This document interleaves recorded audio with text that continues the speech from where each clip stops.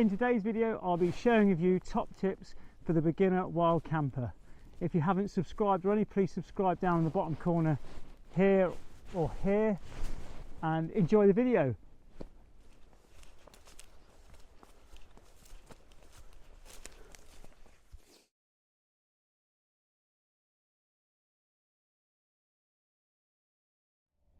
These tips are suitable for beginners, so if you're first time wild camping, please watch the end of this video and you'll have enough knowledge and information to take yourself off wild camping anywhere, location.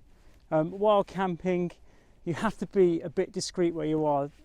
Don't go and camp on a path or near a path. Try and remove yourself away as far away as possible from the path or where people walk and roam. So where I've chosen now, I'm in a clearing on the edge of a woodland. And I'm far away from the nearest path. The nearest path is probably 300-400 metres away, and it's a good location. It's very quiet and I'm happy where I am. The next one with location is to be out of the wind. Now on this side where I am now, it's not a breezy day today, but if it was windy down in here, I'd find somewhere else to be out of that wind, because the wind will chill you out and you don't want a rattling tent all night long. With that, location as well is finding a spot that's flat. That's massively important for a good night's sleep. So with the kit I have here, we'll go through my cooking kit that I have. I have a little Trangia 500ml bottle for my stove, for my Trangia. Small Trangia titanium kit here. And it packs down really nicely and is lightweight. So here we have my pot. Got my breakfast stored in the bottom there, so it saves space. We'll leave that just out of the way.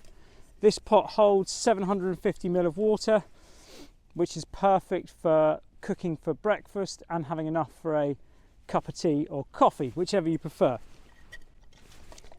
I carry my spork, a vital bit of kit for me, really easy. You can get titanium ones of these or you can get these ones. Sporks are fantastic for carrying around, saves you carrying knife, fork and spoon. Great bit of kit there. Then I've got my Trangia pot. Now if you watched my last video of when we were camping in a cave, you would have seen that I would have burnt the O-ring on this, so now I'm checking always to check the O-ring comes out and I can set up my Trangia safely here. Now I've got two lighters, always carry two lighters.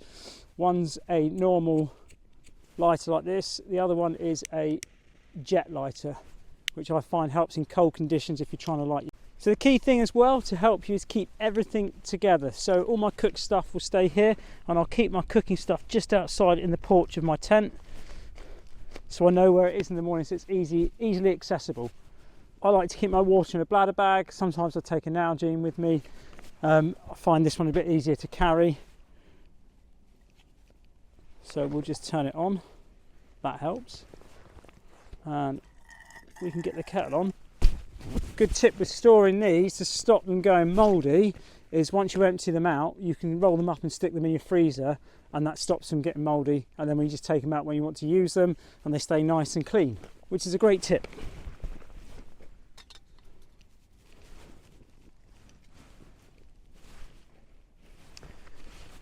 While we're waiting for that to boil, I have my cup.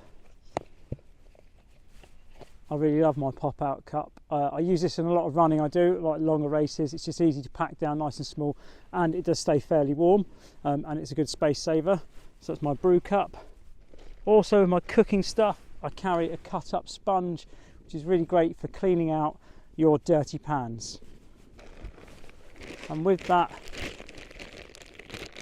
I carry my food in my Ziploc bags. I bring a couple of Ziploc bags around with me wherever I go. They're fantastic pieces of kit, cheap, and what you can do is carry your food in and then you can pack all your rubbish out in these. So what you pack in, pack out, especially rubbish. Put your rubbish in here, zip it up, it keeps all the smells of the food bags and everything like that. Important thing here, I've got inside here, I've got toilet roll and a small shovel. This is for your morning or evening ablutions. It's really important that you leave no trace. Go and find a spot away from, at least 50 metres away from a water source. Again, not near the side of a path. try and be as discreet as possible. You've got your toilet paper, I've got a small shovel, so I'll dig a hole, do my ablutions, done that business, take a lighter along with you, and then burn your toilet paper. And then once you've done your business, cover the hole back up again, and away you go. Another useful item that I have is this little fold away foam mat. Packs away really small, and you'll find it's great for keeping your bum dry when you're sitting outside your tent. Another great tip that I find is my bags, keeping everything together. You want to be as neat and tidy as possible. I've got my tent bag here. It could be a dry bag, in my sleeping bag, humane bag, but I make sure all my bags are together, and I'll keep them stored in my tent just so I know where they are when it comes to packing down, so I'm not searching for everything. Other stuff that I like to take with me in here for my sleeping bag when I'm sleeping at night to stay warm. Sleeping bags work really well when you've got less clothes on, less layers on, should I say.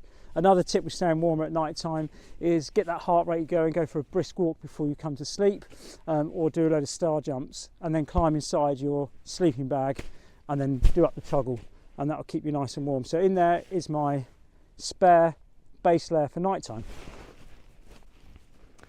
Then when I'm camping out, I always take 2 torches with me and a spare battery for both.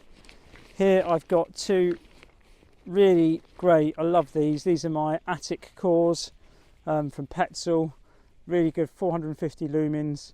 The battery life on full power lasts about 4.5 hours, and I carry a spare battery around, spare batteries as well, these lithium rechargeable ones, which are fantastic.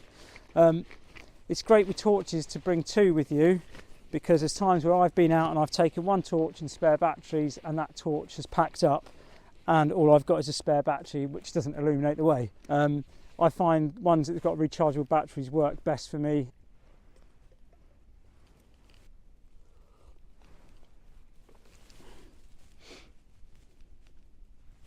Okay, let's go through the sleep system that I have. Sleeping bags are really personal for people. The tip I would give you is, as long as you've got a sleeping bag that's rated to the right season, so check that on your sleeping bag that you go for. So that's my sleeping bag there.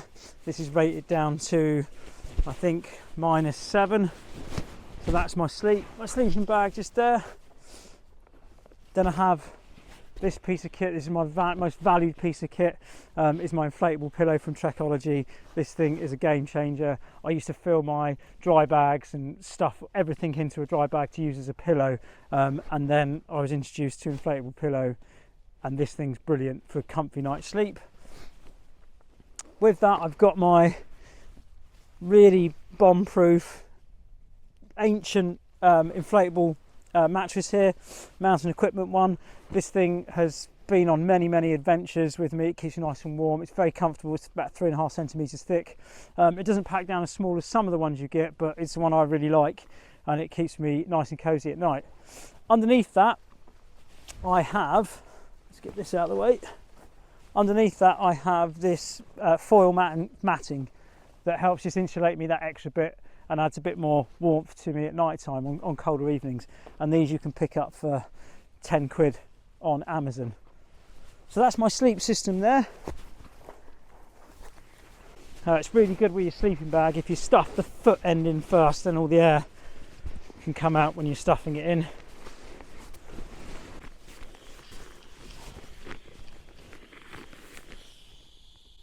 Another tip with these roll mats is to get all the air out of them, just undo it. And what I do is I'll roll it up once,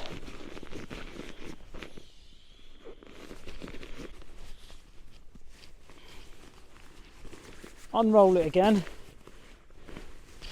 and then the second time you roll it up, you can roll it up really compact.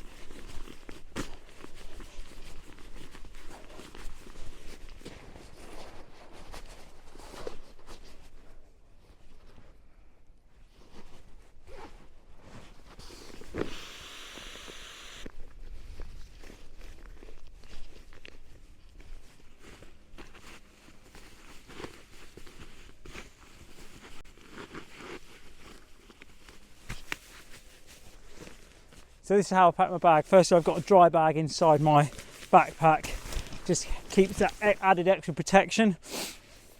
I'll put my sleeping bag in first, that goes to the bottom. Wedge that right in. Then my roll mat, pillow,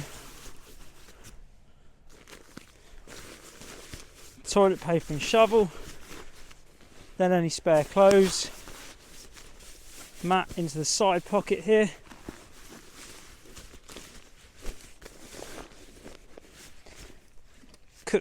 cooking gear next. Always important to pack out your rubbish.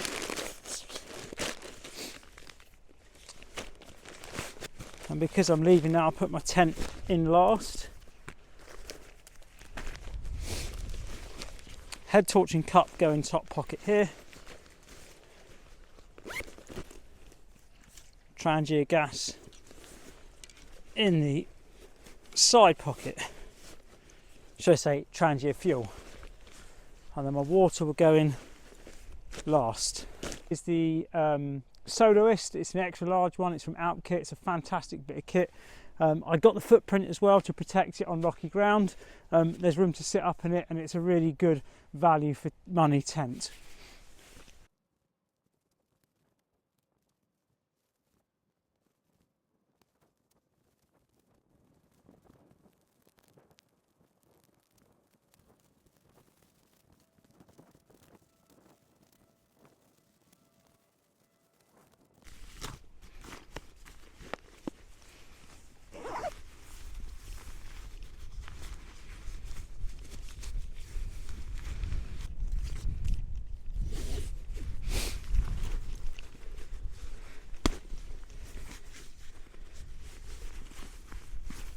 I hope you liked the video.